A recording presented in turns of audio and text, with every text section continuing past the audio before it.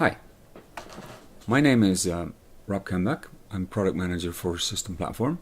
I'm very excited to show you off the 2017 demo system that you can download in the end of the video through a link. This is a cap file that you can restore. If you did not know how to restore cap files, so this is the runtime. So let me show you. It's basically you go in and you open up a session to the IDE, and then once you're in the IDE, you can create a what we call a project or a galaxy. So let's say we create a new one called test, default cap file. At that point, it's going to create a galaxy. That's going to take a couple of seconds. Once that's done, you can go into the SMC. So you can find the SMC in our start menus. So you basically have on the one over there. So the download link, you will get one, and then you can find here. So here's test, and then you can do a restore operation. You pick the file that you had downloaded in the end, and that will give you the demo. Coming back to the demo. The demo itself consists out of a app, a view app, multiple view apps actually. But this one is called View App ML. It's a multi-layout. It starts normally in 1080p. So if you have it normalized, it comes up like this, and let me minimize this for a second. It comes up like this, and then you can maximize to whatever resolution you have. So the first part you land into is the HD layout. So we're using in a new system layouts and screen profiles, and it actually has layouts and screen profiles for from 4K all the way down to mobile. So it basically has three profiles in here, which is mobile, tablet, and dual desktop. And then it also can do tablet, and it can do mobile, of course. So right now we're in HD mode, which is home. Okay, this can be maximized. This can run up to I'm recording in 2K, but I mean it can run up to 4K, and you can just maximize and use it.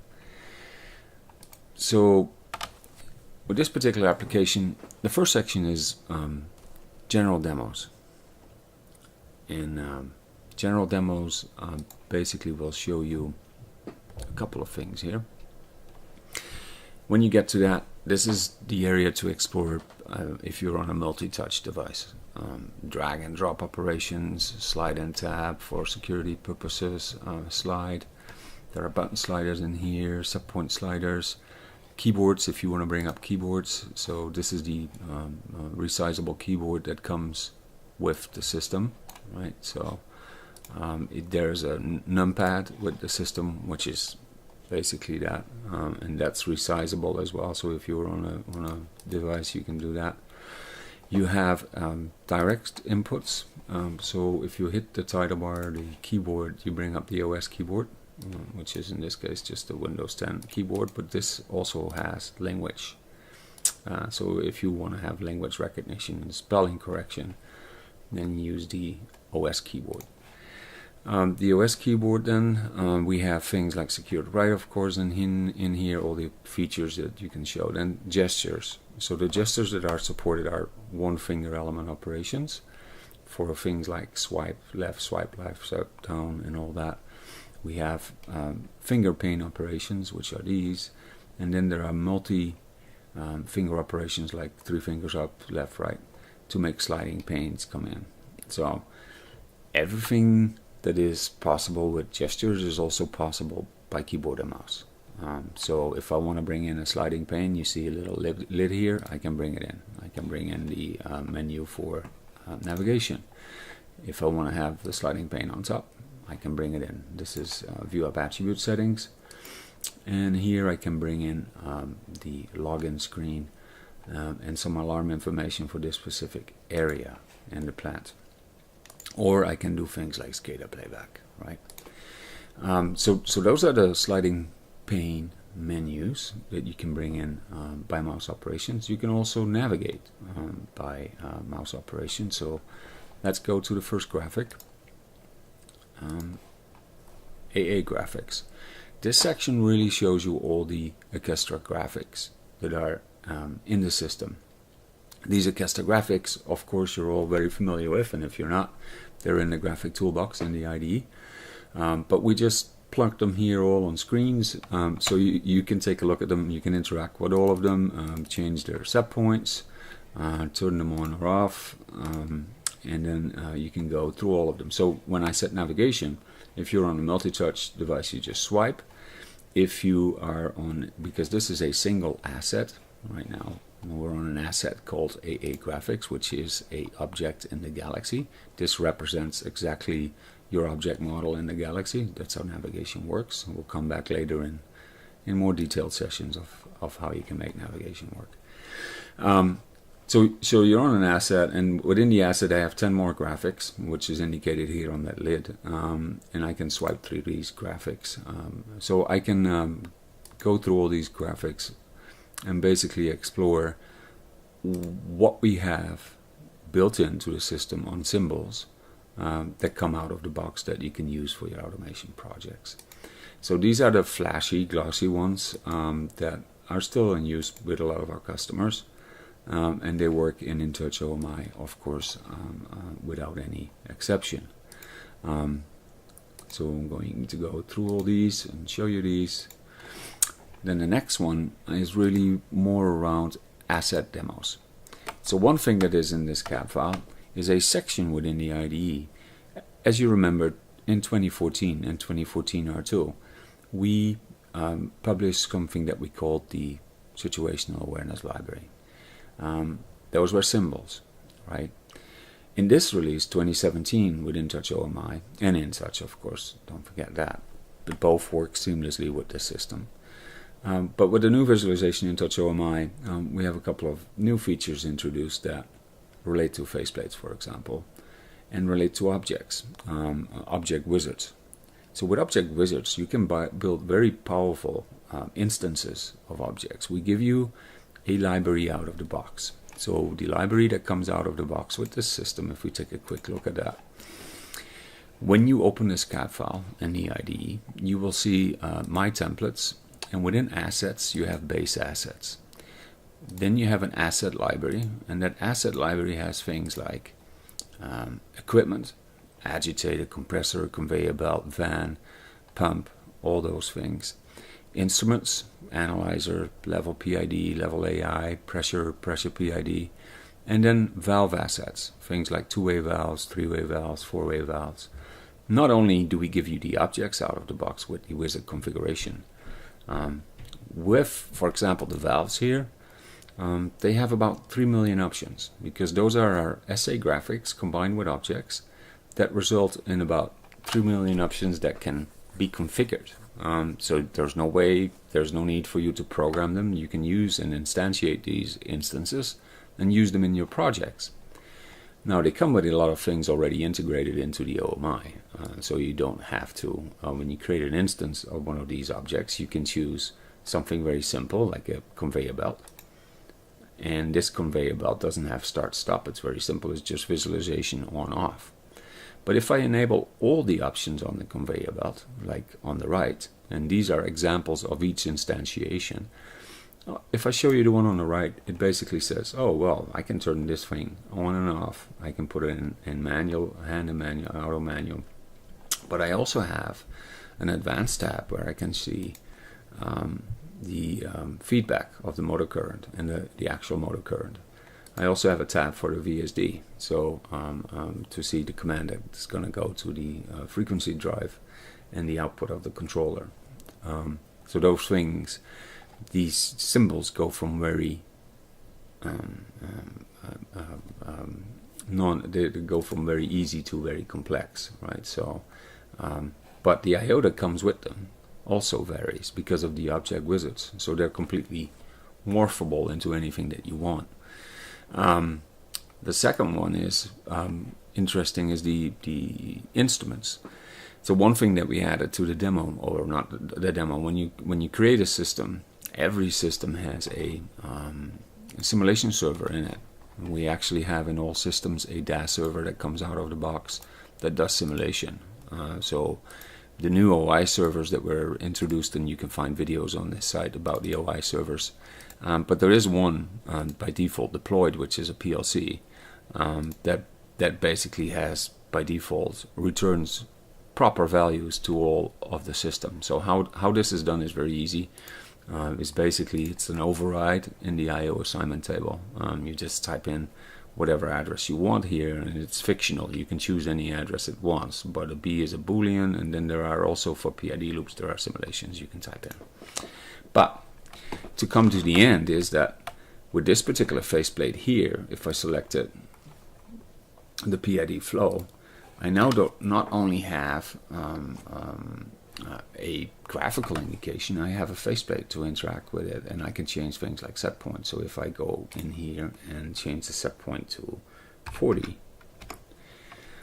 then this set point will become 40, it changed, and you will see the controller ramping down. So this is a fully PID simulated out of the box with the demo that you get, so you can play with these faceplates and with these symbols and show things and hide things. The other integration it has is attribute visibility settings. So these situational awareness symbols have a lot of visualization options. So I can do things like I can turn the PV off, I can turn set point visible off, tracker visible, label visible, engineering units visible. So if I turn that all off, and you can see this becomes very simplistic here, right? So you can turn all the clutter off if you want a level 2 screen instead of a level 3 display. But that can be done centrally at the HMI or individually for each symbol. You can still override all these overrides individually, or by another option, which is what we call clutter and declutter. So these are the instruments that come out of the box. Then the next one is the valves. Same thing here.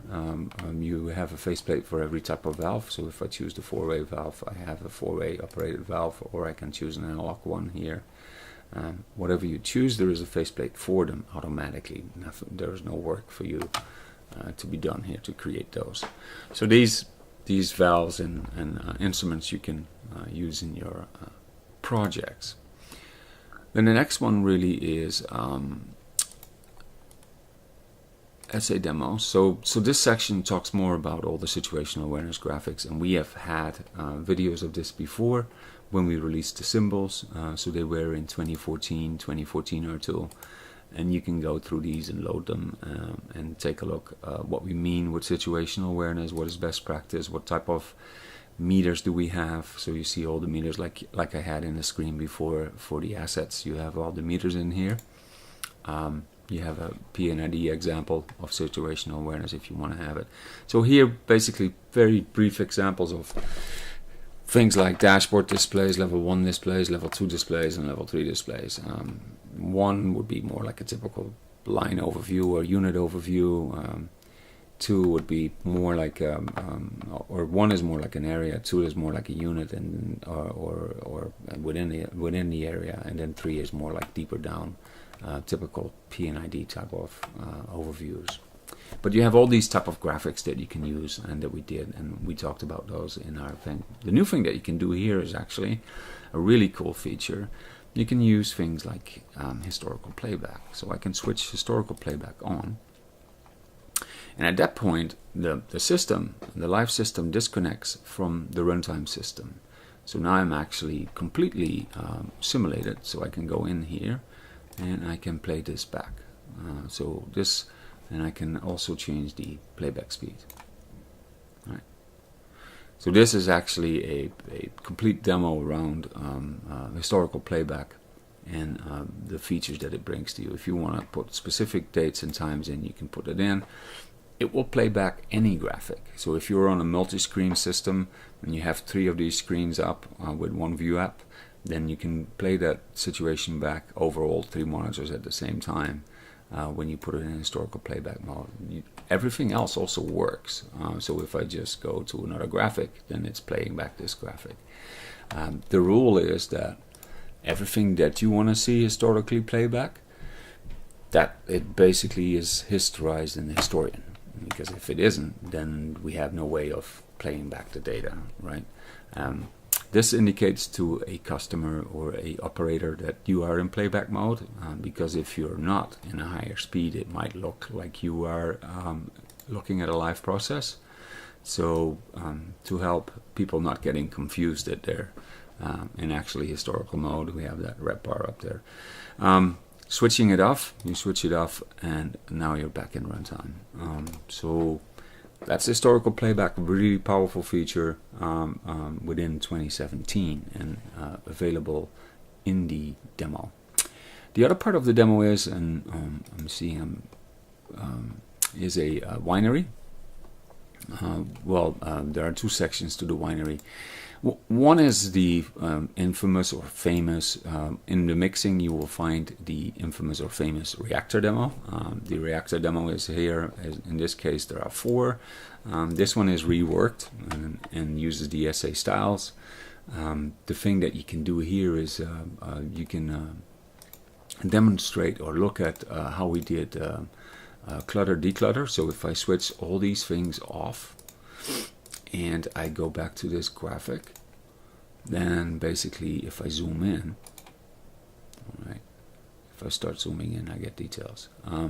So that particular feature is something that is in 2017 OMI, and it's also present in InTouch. InTouch does pan and zoom and clutter declutter based on the same mechanisms. So both systems would be able to show that. Storage. So then we go to the Paris demo, which is really more like a Wonderwine demo that we created. So the Wonderwine demo shows the enterprise, it shows a site which is Paris, it shows a storage location, storage tanks that show more or less details when you get closer or when you zoom in. I have some work left to be done on that one, by the way. So here, when I click on that one, it shows me a storage tank. So really here, this part is really important, where I have one template of a storage tank and I have 24 storage tanks. None of this navigation I had to create or script or build. It was automatically created from the system. So when you create the instances of the storage tank, which is minutes, so when you or in seconds even, so when you create these instances of these storage tanks, you basically get a complete set of devices associated with it that are underneath it, air and LED, blah blah blah blah, all those. But it's a model. The system knows exactly that you can navigate through this model. So if I go here, it indicates I'm in an area that has 7 storage tanks. I can go to storage tank 2, 3, 4. So you can slide, you can either swipe, or like me now at this point using point and click on a mouse. The other part is that I can go in here and select an asset like this valve, and it will bring up the faceplate of the asset. I can place it into manual, auto or a manual, and when it's in manual I can open and close it. There are some simulations on the assets itself. So if you go to storage tank number 1, you can fill the tank, empty the tank, and then basically it's going to do a simulation where you can show things. Unfortunately, I turned all these off, so you can't really see all the information on the valves and stuff like that. So let's bring that back real quick. Alright, so now we have all the information here on the valves. Language switching is part of this. I can show that here. You can switch the languages. There's German and Dutch in there, I think. So if I go to German, then this will switch to German. And if I go back to Dutch, this will switch, or English, let's go back to English. So we have faceplates and stuff integrated in here. Interesting is that the application is designed. We work with a design company to design this. So on top we have this breadcrumb, we have a navigation style here. That's all using and deriving from Google's material design, a lot of it, but infused with operator studies that we did. So We did studies with a UI UX design firm, and they basically helped us designing this UI UX. It's easily brandable. There are only a couple of colors, and they are all linked globally to styles. So if you want a red title bar with your logo, you change this app, and now it looks like your app. Everything is based on a very simplistic style that is easy to change globally without having to go through graphics and change them. All these symbols are defined from global styles. So if you want to change this to red or green, it's one setting in the IDE, and all valves change to red and green. We have a app concept. So the app concept is really where I can click on an app, and it will bring up the app. So I can click on the map, and then I can see the system on a map. At that point, then I can log in, zoom into the system. So this is our mapping application. And within our mapping application, it also does things like context. And we're going to talk about context later, but really the thing that you can do here is you can drill down, and these are Orchestra graphics on HTML5. So I can go to Storage Tank. Right now I'm in Storage Tank 02, for example, and I see something in Storage Tank 5. If I click on 5 on the HTML5 canvas, this will redirect the system to go to storage tank number 5. So you go directly to storage tank number 5 and can interact with the devices that are in there. We have Insight in here, Insight on the Trend client in here.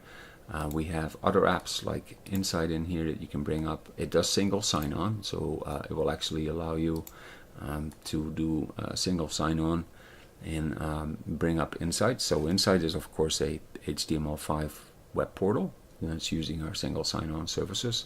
So I can now go into, for example, we talked about mixing before. I can go into mixing, and I can look at the data for mixing out of a trend perspective, right? So this is our Insight client, which can get data from Azure, from the cloud, with Wonderware Online, or it can work like it works here on-prem. That on-prem part is using the historian data that is in the system.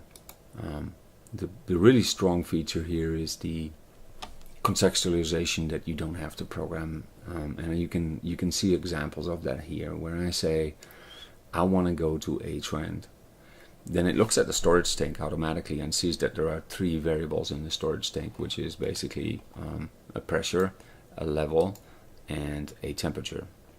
If I want to see a trend of that, I go to Insight, and it loads the HTML5 app, and it will show me the trends for that. If I want to reformat my screen and want to make these apps bigger, I can do that as well. I can close that particular one, and I can make this storage tank bigger. If I want to see where this storage tank is on the map, I can click on the map and bring up the location of the storage tank. So the app menu that you see there on the right is always in context. So when it shows information, it always means like, show me the location of the asset, show me the alarms of the asset, show me the trend information associated with the asset. Using InTouch OMI, there is no scripting required of making this work. If I make another storage tank, I don't need to go back to the map application and do something. I don't need to go back to the Insight application and do something to it, or the historian. That's all automatically configured for you. You drop another one in, and you get this functionality, including the navigation.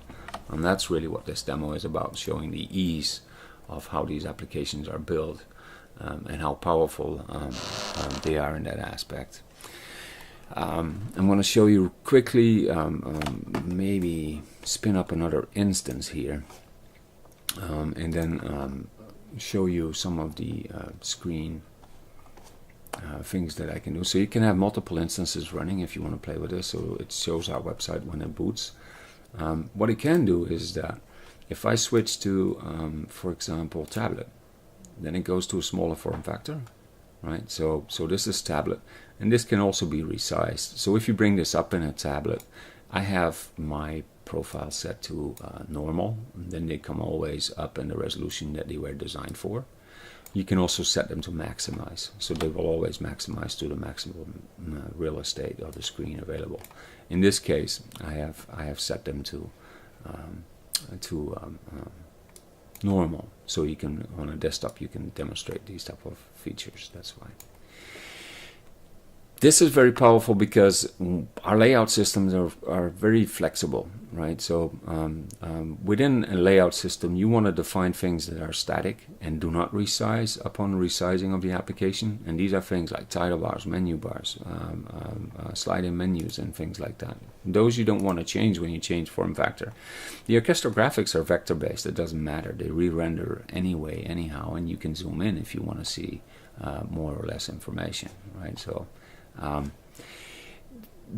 you have pan and zoom and clutter and declutter, so you can use all kinds of functionality creating a tablet application. So that's what this demonstrates.